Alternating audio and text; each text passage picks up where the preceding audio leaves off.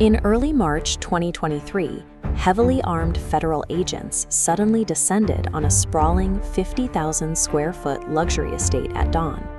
They were there to seize an astonishing portfolio of luxury assets, including this $37 million yacht. The target of the raid was Miles Guo, a man known to the public as an exiled billionaire hero who had fled to the United States to take down the Chinese Communist Party. Federal agents took Guo into custody for orchestrating a billion-dollar fraud targeting the very people who viewed him as a revolutionary hero.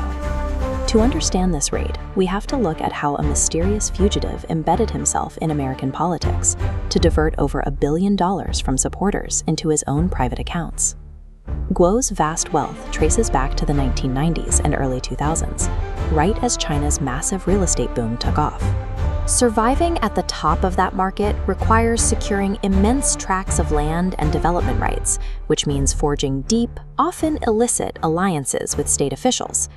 When a Beijing vice mayor attempted to block one of Guo's flagship development projects, Guo bypassed normal negotiations. He secretly recorded a sex tape of the official and used it as blackmail to force the project through.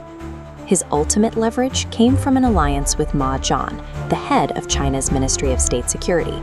This direct connection to the state's intelligence apparatus allowed Guo to rapidly assemble a real estate empire valued at nearly $25 billion.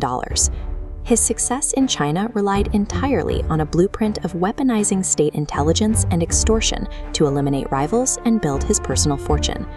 That strategy collapsed in 2015 when his protector, Ma Jian, was arrested on corruption charges. Facing an Interpol red notice and a growing list of criminal charges, Guo fled to the United States.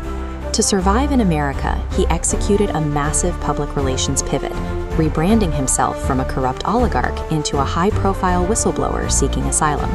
He cemented this new persona by aligning with American political figures, most notably Steve Bannon, with whom he launched a movement called the New Federal State of China. Together, they built an expansive media network, including platforms like G News and GTV, pumping out a steady stream of political misinformation and conspiracy theories to attract a highly partisan audience. He engineered a deeply devoted following fueled by political grievance, creating an audience perfectly primed for financial exploitation. Once Guo secured that absolute trust, he transitioned to the monetization phase, turning his audience into a massive fundraising apparatus. This chart shows how the money moved. Followers drained savings into an unregistered GTV stock offering, filling to $452 million. He immediately charged those same followers $250 million for VIP memberships. A final cryptocurrency scheme brought the extracted wealth to roughly $1 billion. Instead of funding a revolution, that money was funneled directly into Guo's extravagant lifestyle to purchase high-end luxury assets, like this $3.5 million Ferrari.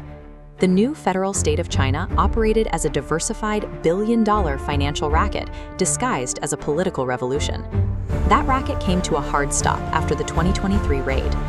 Following a 7-week trial, a federal jury convicted Miles Guo of wire fraud, securities fraud, and money laundering. As part of the judgment, the court ordered the seizure of $1.3 billion of his remaining assets in an attempt to repay the victims whose savings he wiped out. Yet an intense geopolitical irony hangs over his sentence.